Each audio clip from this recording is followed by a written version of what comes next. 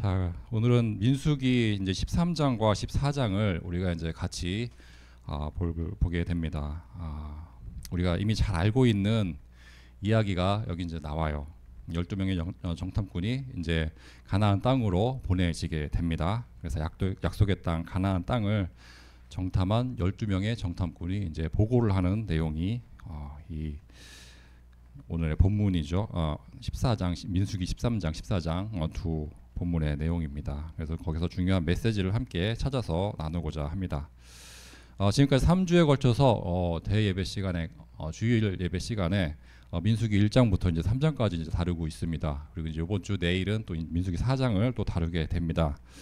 그래서 이스라엘 백성이 드디어 이제 약속의 땅 가나안 땅 앞에 이르게 됐고 이제 요단강 건너는 그런 장면까지 우리가 이제 살펴보고 있습니다.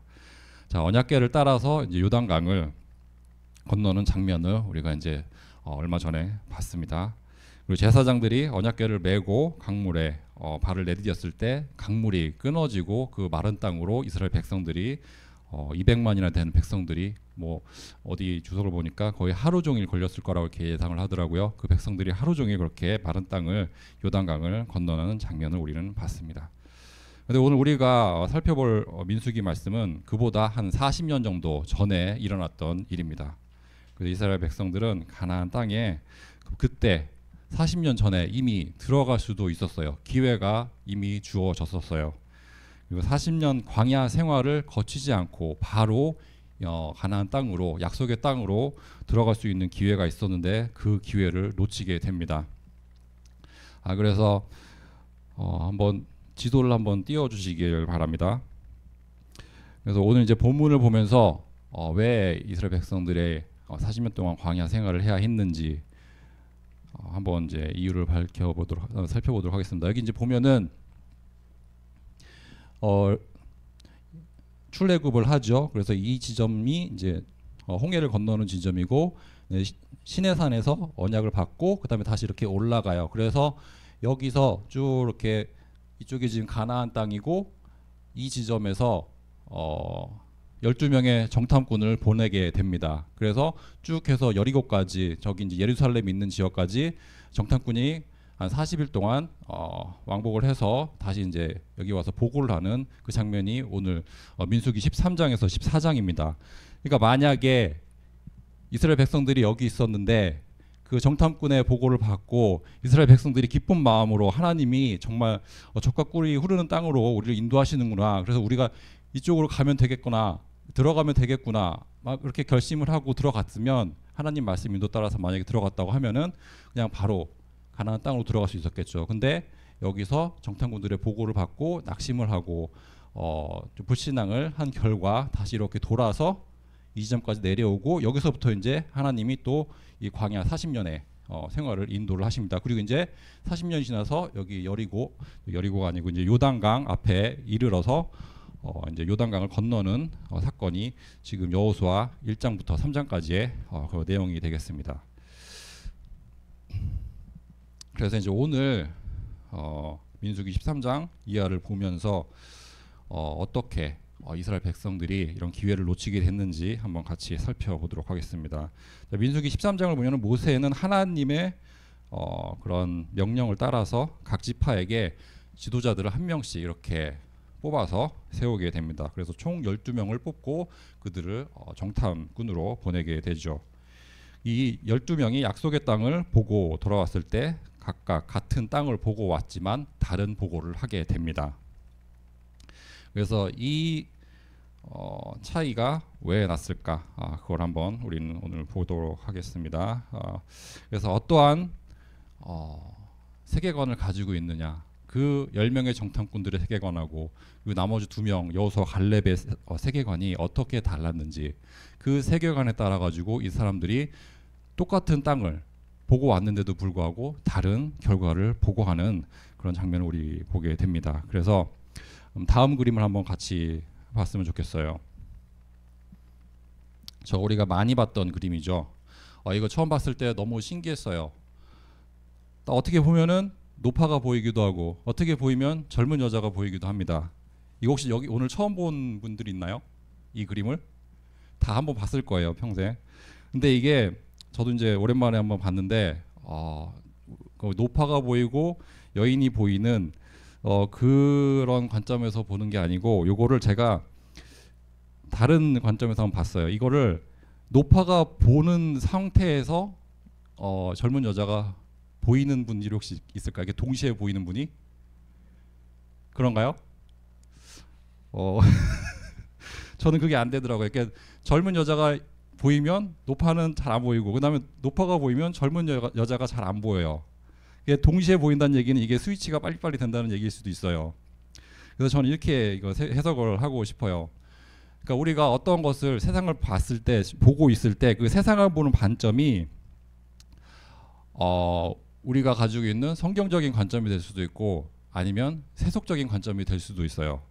하지만 우리가 성경적인 관점으로 세상을 볼 때는 성경적인 관점으로만 세상을 봐야 되고 세속적인 관점으로 세상을 보게 되면은 성경적인 관점으로 볼 수가 없어요. 그게 뭐냐면은 성경적인 관점하고 세속적인 관점을 서로 이렇게 짬뽕해서 그렇게 볼 수가 없다는 겁니다. 그래서 우리는 그 두 신을 섬길 수 없다고 하죠. 그러니까 우리가 성경적인 관점으로 세상을 보던가 아니면 세속적인 관점으로 세상을 보던가 그 두 가지 중에 하나가 될 수밖에 없다는 것을 말씀을 드리고 싶어요. 그래서 성경적인 관점을 가지고 있으면서 세상과 타협하는 그런 자세를 우리는 가지면 안 되겠다는 그런 생각을 한번 해보게 됩니다. 그래서 오늘 정탐꾼들에게도 이 두 가지 관점이 다 있었어요. 그러니까 10명의 정탐꾼이 가지고 있던 세상을 보는 관점하고 또 2명의 정탐꾼들이 가지고 있던 세상을 보는 관점이 판이하게 달랐기 때문에 그 보고가 차이가 났겠죠.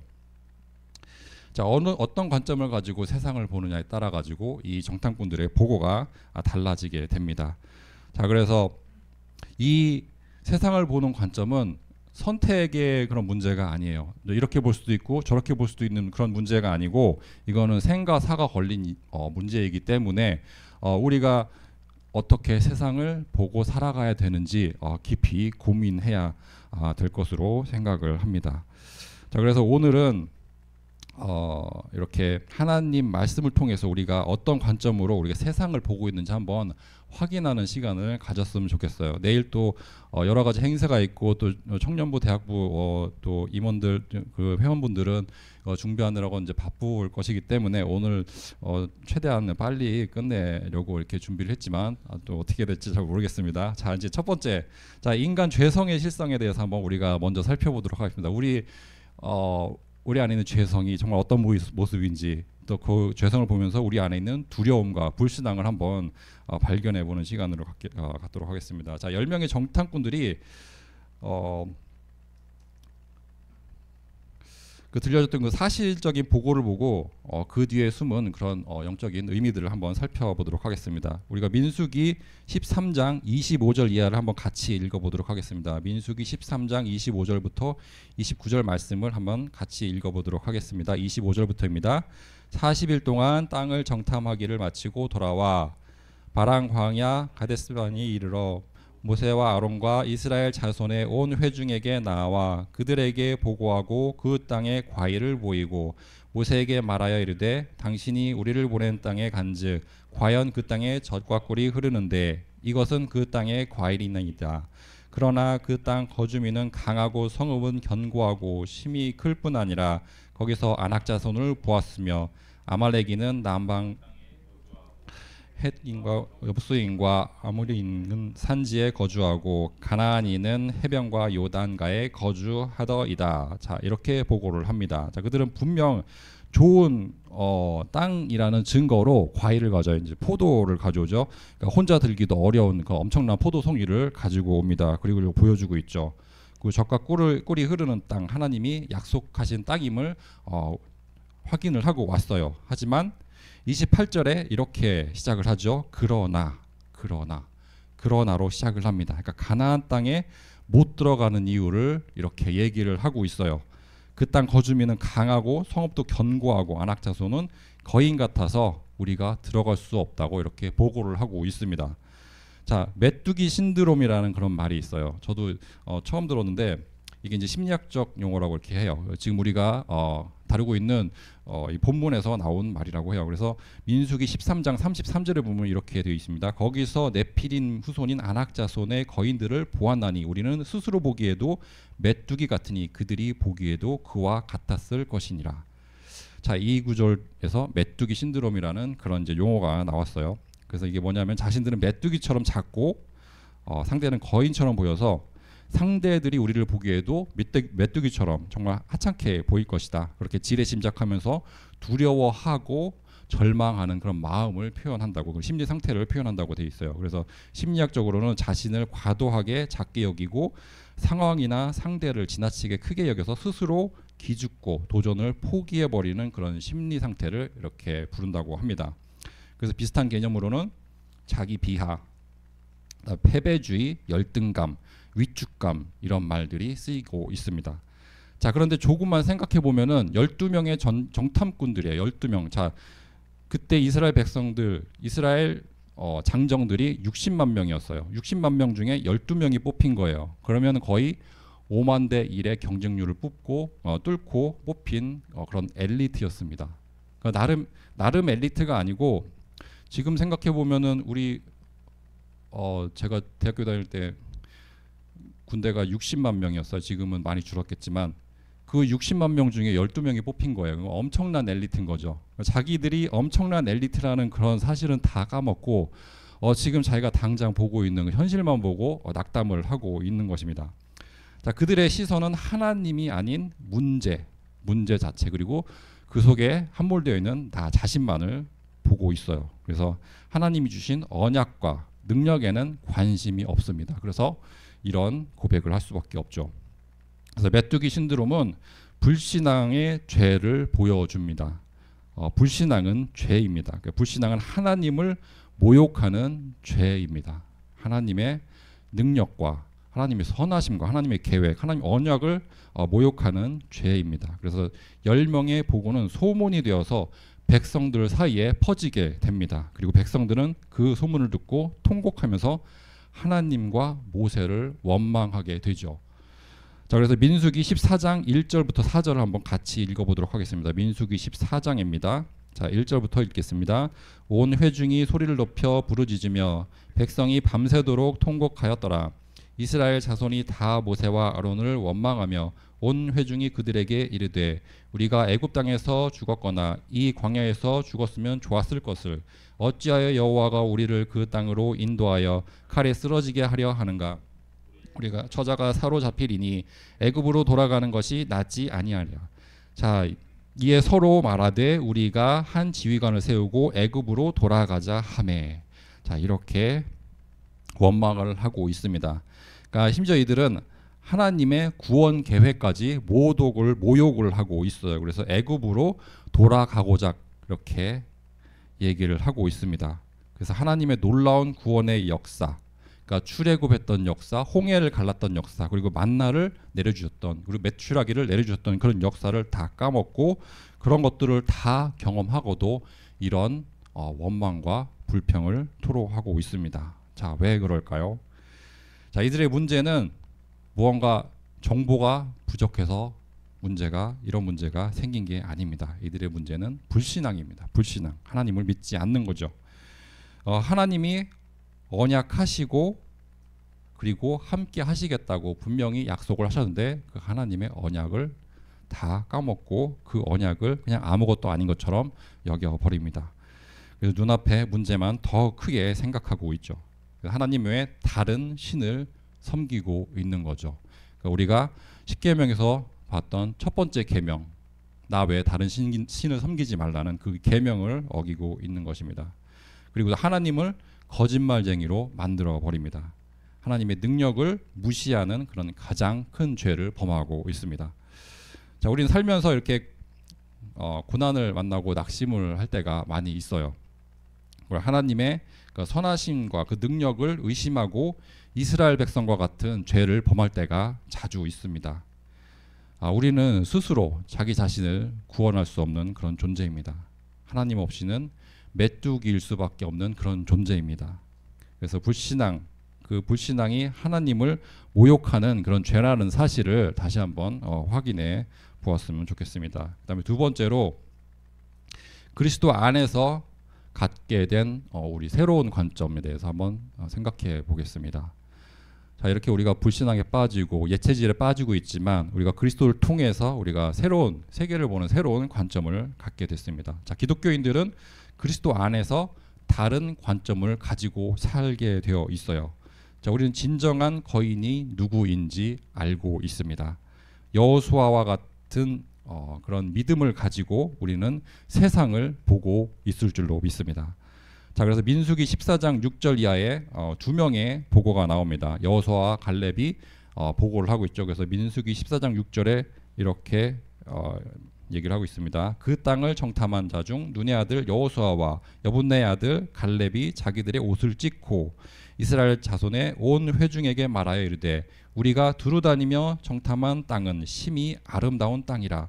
여호와께서 우리를 기뻐하시면 우리를 그 땅으로 인도하여 들이시고 그 땅을 우리에게 주시리라. 이는 과연 젖과 꿀이 흐르는 땅이니라. 다만 여호와를 거역하지는 말라. 또 그 땅 백성을 두려워하지 말라. 그들은 우리의 먹이라. 그들의 보호자는 그들에게서 떠났고 여호와는 우리와 함께 하시느니라. 그들을 두려워하지 말라. 자, 이들도 같은 땅을 보고 같은 거인을 봤습니다. 그리고 똑같이 견고한 성을 보고 왔어요. 하지만 이들의 보고는 10명의 보고와 완전히 딴판이죠.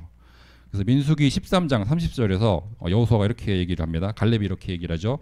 우리가 곧 올라가서 그 땅을 취하자 능히 이기리라. 이렇게 외칩니다. 자, 그들이 거인이 아니라 우리의 밥이라고, 우리의 먹이라고 이렇게 말을 하고 있어요. 자, 두 가지 보고에서 확연한 차이를 우리는 확인을 할 수 있습니다. 여호수아와 갈렙은 문제보다 더 큰 하나님을 보고 있습니다. 자, 그들은 자신들의 능력보다 하나님의 언약을 붙잡고 있습니다. 그래서 여호와께서 우리를 기뻐하시면 우리를 그 땅으로 인도하여 들이시고 그 땅을 우리에게 주시리라. 이렇게 고백을 하고 있습니다. 자, 이 땅은 이 말은 이제 언약의 주체가, 언약을 성취하는 주체가 우리가 아니라 하나님이라는 것을 고백하고 있는 것이죠. 자, 이들은 진정한 거인이 누구인지 잘 알고 있습니다. 그들의 보호자는 그들에게서 떠났고 여호와는 우리와 함께 하시느니라. 자, 세상을 창조하시고 다스리시는 하나님이 참된 거인 되시는 줄로 믿습니다. 문제가 아니라 문제보다 더 크신 하나님을 바라보았기 때문에 두려워하지 않을 수 있었습니다. 자, 우리 믿음의 근거가 오직 그리스도 안에 있음이 다시 한번 확인되어지기를 축원드리겠습니다. 자, 여호수아와 갈렙의 믿음의 근거는 자신에게 있지 않았습니다. 이 둘의 믿음의 근거는 여호와 하나님에 있었습니다. 자, 그래서 하나님이 과거에 행하신 일에 대한 확신을 이 둘은 가지고 있었어요. 과거의 이스라엘 백성들을 위해서 하나님이 하신 일을 기억을 하고 있었고 그 일을 다시 이루실 거라는 확신을 가지고 있었죠. 그래서 예수 그리스도는 어제나 오늘이나 영원토록 동일하시니라. 히브리서 13장 8절 말씀입니다. 과거나 현재나 미래나 하나님은 영원히 불변하신 분입니다. 영원 불변하신 하나님이 언약대로 이루어 주실 것입니다. 자, 하나님은 사람과 달라서 그렇게 기분에 따라서 일을 하는 분이 아닙니다. 하나님은 말씀하신 대로 행하시는 분입니다. 이것을 우리는 언행일치라고 하죠. 우리 사람은 절대 그렇게 할 수가 없어요. 말은 이렇게 해놓고 실제로 행동은 다르게 할 수도 있어요. 마음은 그렇지 않지만 우리 안에 있는 죄성 때문에 그렇게 될 수 있는 경우가 많아요. 하지만 하나님은 말씀하신 대로 반드시 이루어 주시는 분입니다. 자, 우리가 가져야 할 참된 그런 믿음은 바로 이 예수 그리스도 안에 있음을 고백합니다. 자, 그리스도는 죄와 사망과 사탄의 권세라는 거인을 십자가 위에서 다 이겨주셨어요. 십자가와 부활로 이 거인에게 승리를 이미 거두어주셨죠. 자, 그리스도 안에서 우리는 더 이상 메뚜기가 아닙니다. 자, 그래서 그리스도의 능력 안에서 모든 것이 가능할 줄로 믿습니다. 자, 우리의 믿음의 근거가 그리스도의 완전한 승리에 있을 줄로 믿습니다. 자, 그다음 마지막으로 이제 그리스도가 성취하신 언약을 한번 살펴보도록 하겠습니다. 불신앙했던 세대가 이제 광야에서 죽게 되죠. 그리고 그 하나님의 신실하심이 이제 드러나게 됩니다. 그래서 민수기 13장 사건 이후에 40년이 지나고 지금 우리가 본문을 통해서 그 강단을 통해서 살펴보고 있는 여호수아 1장이 시작이 됩니다. 자, 이스라엘이 다음 세대가 새로운 지도자 여호수아를 따라서 이제 가나안 땅으로 들어갈 준비를 하고 있습니다. 그리고 약속의 땅 앞에 요단강 앞에 서 있는 그런 장면까지 우리가 보고 있습니다. 그 여호수아라는 이름은 여호와는 구원자이시다라는 그런 뜻이 있어요. 그 여호수아라는 이름 자체에 여호와는 구원자라는 뜻이 있어요. 그래서 이거를 헬라어로 바꾸면 예수가 됩니다. 그래서 우리가 마태복음 1장 21절에 그때도 이제 예수라는 뜻의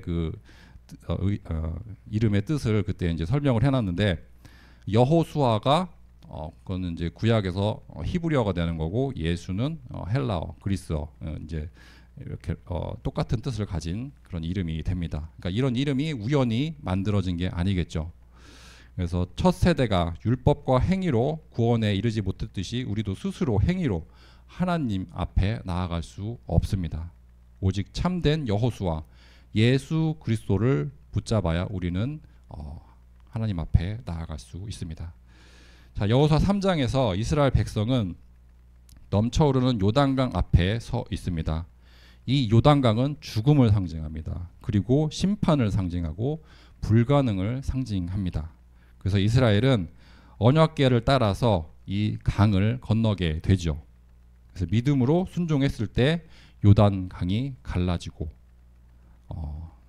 자세히 얘기하면 갈라진 게 아니고 홍해는 갈라지고 요단강은 멈춰 섰죠. 저기 위에 아주 멀리 발원지에서 그 강이 멈춰서 물기둥을 잃었다고 이렇게 성경에 되어 있어요. 그래서 요단강이 멈춰 서게 됩니다. 그러니까 우리 스스로의 힘으로는 건널 수 없는 그런 죄와 사망의 강을 우리가 건널 수 있게 됐습니다.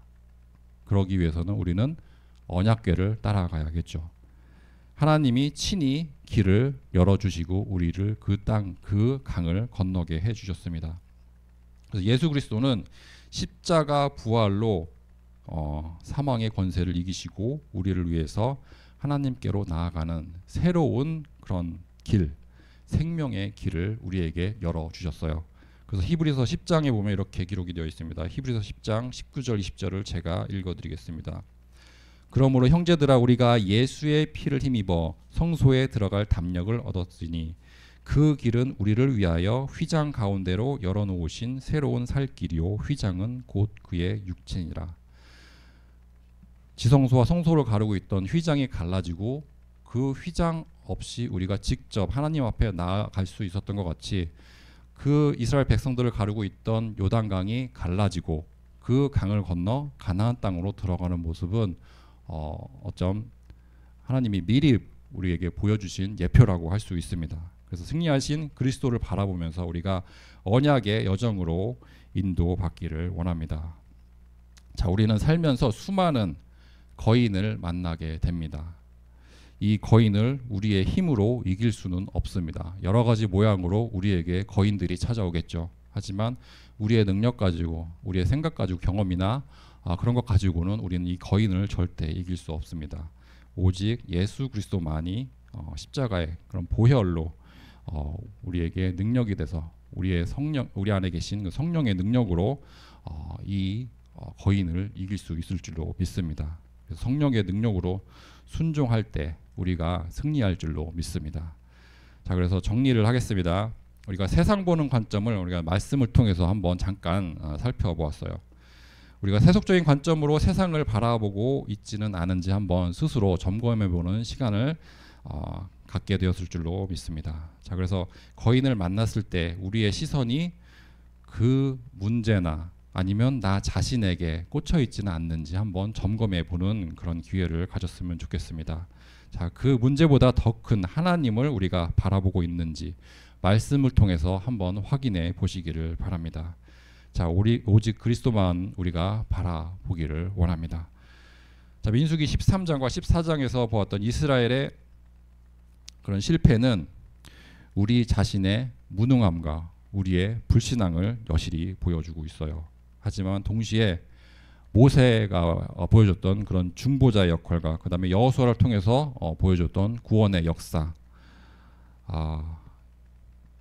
이 구원의 역사는 오직 예수 그리스도의 십자가가, 그 복음만이 우리에게 소망이 됨을 보여주고 있습니다. 그래서 죄와 사망의 권세를 이기시고 우리를 위해서 지금도 중보하시는 예수 그리스도만 우리가 바라보기를 원합니다. 자, 우리에게 능력 주시는 그리스도 안에서, 그 안에서 우리가 모든 것이 가능하다는 것을 다시 한번 확인해 보기를 원합니다. 그래서 삶의 모든 순간에 그리스도를 붙잡고 하나님의 말씀 믿고 순종하는 그런 믿음이 회복되기를 원합니다. 자, 그래서 승리가 보장된 삶을 살아가는 그런 저와 여러분이 되시기를 예수 그리스도 이름으로 축원드리겠습니다. 자, 오늘은 시작하면서 같이 읽었던 히브리서 3장 12절 14절 말씀을 제가 다시 읽어드리고 간단히 기도로 마치도록 하겠습니다. 형제들아, 너희는 삼가 혹 너희 중에 누가 믿지 아니하는 악한 마음을 품고 살아계신 하나님에게서 멀어질까 조심할 것이요, 오직 오늘이라 일컫는 동안에 매일 피차 권면하여 너희 중에 누구든지 죄의 유혹으로 완고하게 되지 않도록 하라. 우리가 시작할 때에 확신한 것을 끝까지 견고히 잡고 있으면 그리스도와 함께 참여한 자가 되리라. 아멘. 사랑의 하나님, 우리의 연약한 믿음을 지켜주시고 날마다 새로운 능력 부어주시기를 간절히 기도드립니다. 이 모든 말씀 우리 주 예수 그리스도 이름으로 기도드립니다. 아멘.